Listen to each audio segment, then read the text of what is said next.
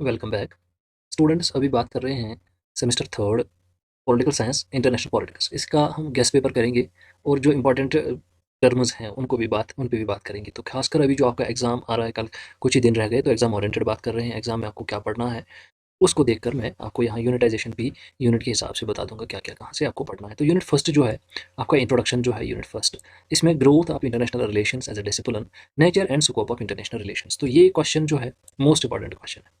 इसके बाद सिग्निफिकेंस भी है इसी के साथ है। तो यहाँ से ये दो टर्म्स आप पढ़ेंगे, नेचर, स्कोप एंड सिग्निफिकेंस आप पढ़ सकते हैं किसके, ये जो पॉलिटिक्स के रिलेटेड बात हो रही है। ये हो गया यूनिट फर्स्ट से। यूनिट सेकंड से आप पढ़ेंगे की कंसेप्ट से। यहाँ है national power meaning and elements, national interest meaning and components, arms race and disarmament, balance and power. तो यहाँ आप ये पढ़िएगा पॉइंट नंबर सेकंड जो है national interest meaning and components. उसके बाद आप बैलेंस एंड पावर पढ़िएगा, यहाँ से बैलेंस आप पावर। तो ये दोनों आप यहाँ से इंपॉर्टेंट एग्जाम के लिए पढ़ सकते हैं। यूनिट थर्ड जो है post world war phenomena, cold world war ideological basis, phases and ends, post cold world war era, features and major global issues. तो ये पढ़ सकते हो, feature and major global issues और working of UNO issues and challenges. तो globalisation different perspectives, तो वो globalisation पढ़िएगा, क्योंकि अब चॉइस बनती है यहाँ से आप और एक क्वेश्चन भी पढ़ सकते हो कोल्ड वार, लेकिन कोल्ड वार के बजाय वो पोस्ट कोल्ड वार पूछना पसंद कर सकते हैं।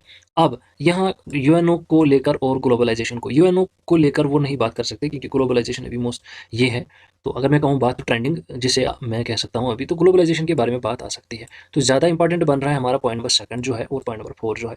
अगर ये पूछ सकते हैं चॉइस को लेकर, तो इसकी चॉइस में ये डाल सकते हैं और इसकी चॉइस में ये डाल सकते हैं। तो आपके पास कंप्लीट चॉइस है, आपका इसमें से कुछ नहीं जाएगा ना इन दो यूनिट्स में से।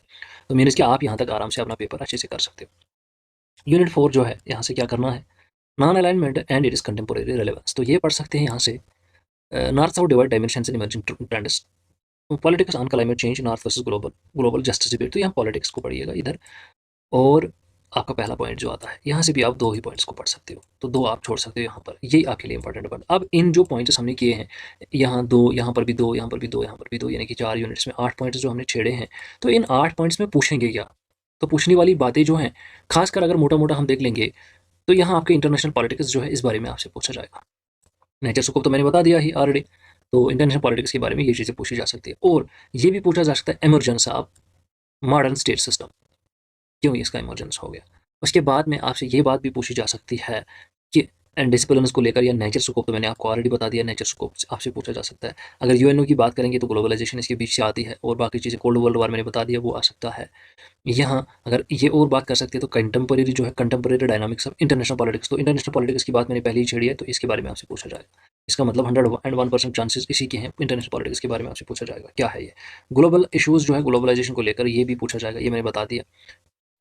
इस तरीके से जो अगर देख लेंगे तो ये great power politics and Asia, तो ये पॉइंट भी आप पढ़ लेना।